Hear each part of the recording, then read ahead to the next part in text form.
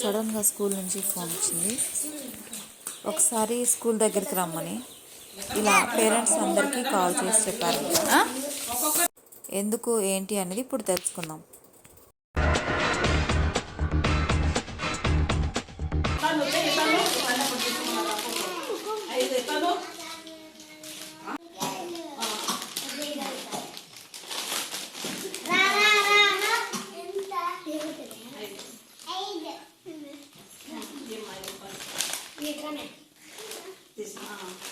Hi friends, welcome back to my channel. చూసారు కదా, ఈ వీడియోలో మా బాబుకి అంగన్వాడీ స్కూల్లో ఒక చిన్న యాక్టివిటీ అయితే చేపిస్తున్నారు. అదేంటో ఇప్పుడు చూసేద్దాం. నెక్స్ట్ ఏంటంటే పిల్లలు చూడండి, ఒక పాప కూరగాయలు అమ్ముతుంది, నెక్స్ట్ ఇంకో పాప బొమ్మలు అమ్ముతుంది. ఇక్కడ ఉన్నాడు కదా ఈ బాబు, చాక్లెట్స్, కుర్కురే ఇవన్నీ అమ్ముతున్నాడు. నెక్స్ట్ ఏంటంటే ఈ ప్రాసెస్ అంతా మార్నింగ్ టైం చేద్దాం అనుకున్నారు, బట్ అక్కడ నేమ్స్ ఆ లెటర్స్ అన్నీ రాయడానికి టైం పట్టింది. నెక్స్ట్ అదే ప్లేస్లో కూర్చొని చిన్నపిల్లలందరికీ భోజనం పెట్టాలంట. సో దానికోసం కూడా టైం సరిపోలేదని చెప్పి డైరెక్ట్ తిన్న తర్వాత ఈ యాక్టివిటీ స్టార్ట్ చేసేసారు. నెక్స్ట్ పేరెంట్స్ అందరికీ కూడా కాల్ చేసి చెప్పారు, ఇట్లా స్కూల్ దగ్గరికి రమ్మని, అంగన్వాడీ స్కూల్ దగ్గరికి రమ్మని కాల్ చేసి చెప్పారు. నెక్స్ట్ ఈ ప్రాసెస్ అంతా చూస్తే మీకు ఏం గుర్తుకొస్తుందో కామెంట్ చేయండి.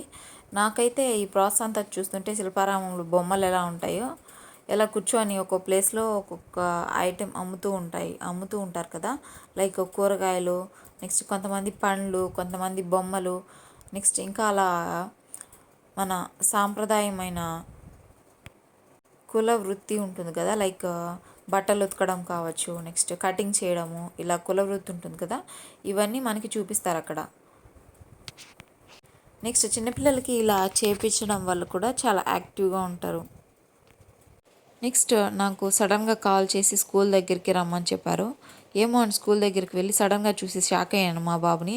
అక్కడ టవల్ తీసుకొని ఉన్నాడు కదా, అతనే మా బాబు.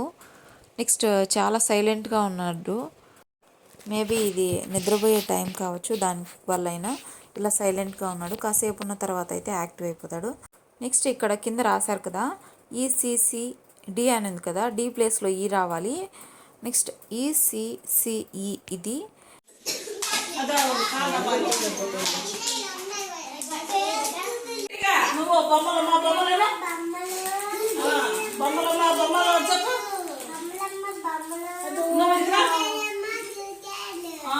Very good. నువ్వు చెప్పనా చాక్లెట్ అమ్మ, చాక్లెట్ అమ్మ.